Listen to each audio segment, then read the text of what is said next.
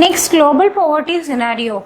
As there is poverty line in India, there is an international poverty line also, which shows the proportion of people living under poverty in different countries. As per World Bank, a person is considered to be living in extreme poor conditions if he is earning less than $1.90 a day.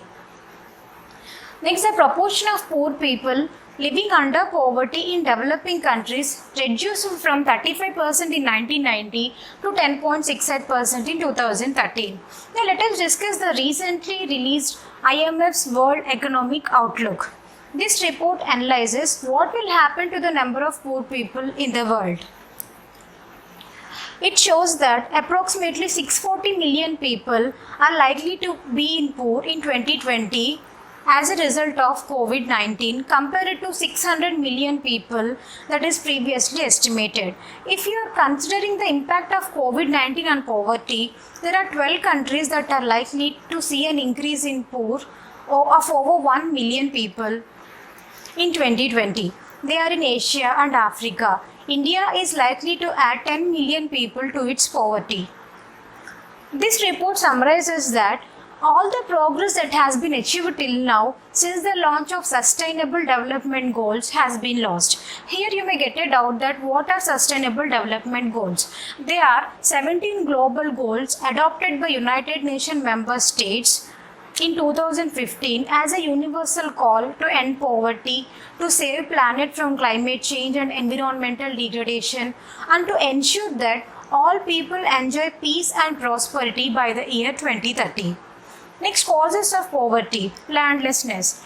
As the people living in rural areas does not have any land on their own, they work as daily wage laborers for a very less wage or as child workers.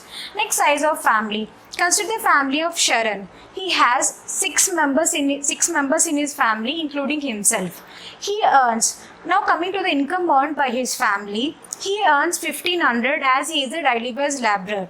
His wife works as a part-time maid in few houses and earns another 800.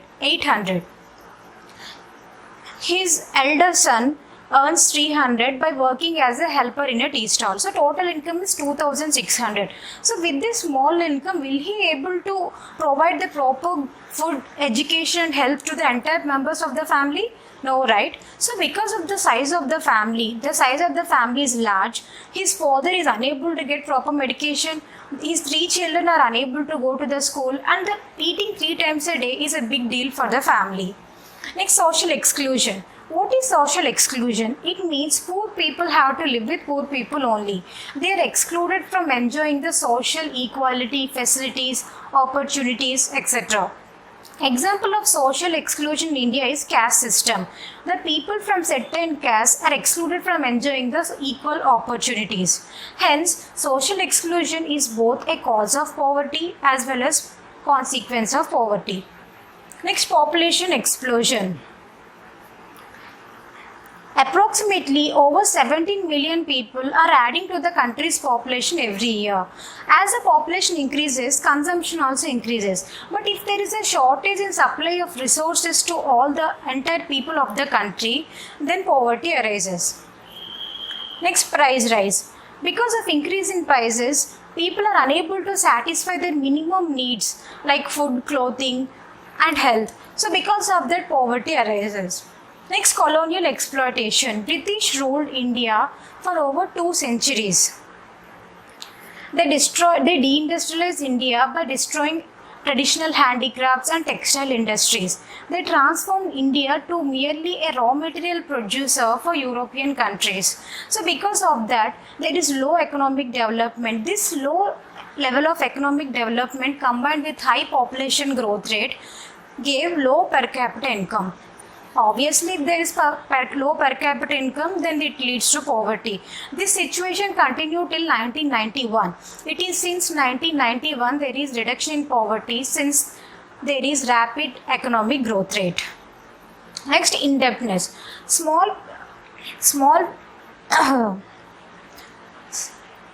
laborers who are living in poverty cannot afford money to buy agricultural inputs like seeds, pesticides, fertilizers, etc. So as they don't have money, they borrow that money from somewhere.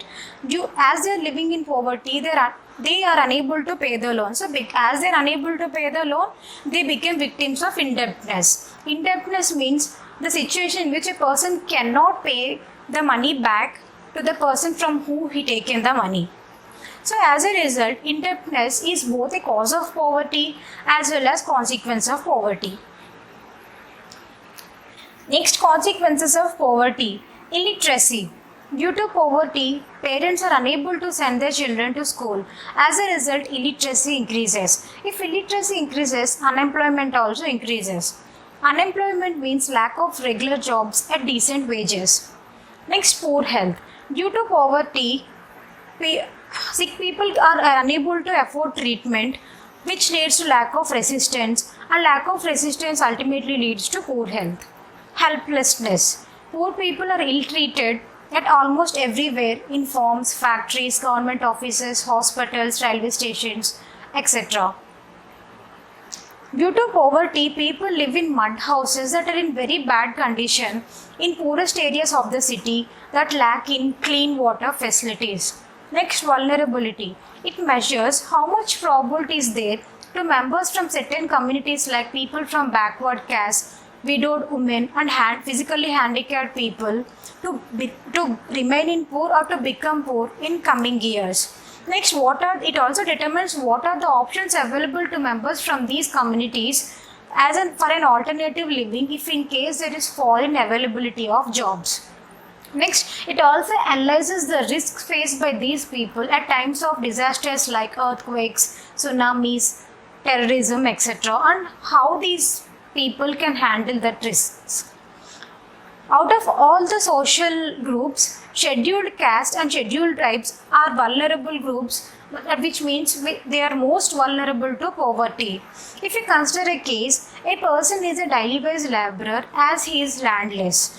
If he is either from SC or ST, this double disadvantage case adds to the seriousness of the situation. Next, anti-poverty measures. Mahatma Gandhi National Rural Employment Guarantee Act 2005. This scheme provides legal guarantee of 100 days of employment in every financial year for adult members of any rural household. The share of SC, ST and women in this scheme is 23%, 17% and 33%. This scheme strengthens the process of decentralization by giving significant role to Panchayat Raj institutions in planning and implementing these works. Next, Prime Minister Rozgar Yojana 1993. This scheme aims for creating self-employment opportunities for educated unemployed youth in rural areas and in small towns. This scheme provides financial assistance to youth for setting up of business in any sector like service, trade, manufacturing, etc. Next, Rural Employment Guarantee Program 1995. Khadi and Village Commissions launched this scheme to increase the need for raw materials generated by small-scale industries. Next, Swarna Jayanti Gram Swarozgar Yojana 1999. This scheme aims for bringing poor families above the poverty line. So, this scheme considers the poor families from below the poverty line and organizes these families into self-help groups. Each of these groups work on specific activity based on the aptitude and skill of the people, availability of resources and market potentiality. Next, Pradhan Mantri Gramodaya Yojana 2000. This scheme aims to reduce the shortage of houses for BPL below poverty families in rural areas by providing health, primary education, electrification, drinking water. This scheme strives to develop the habitats in rural areas. Next, Antyodaya Anna Yojana 2000. This scheme identifies 1 crore poor of the poorest families and provides them with BPL families, below poverty line families, and provides them with 25 kgs food grains at highly subsidized rate, which means 1 kg of wheat is available for 2 rupees and 1 kg of rice is available for 3 rupees. This quantity increased from 25 kgs to 35 kgs in 2002, and this scheme further extended to 2 crore families. Initially, it started with 1 crore families. Thank you all for watching my video.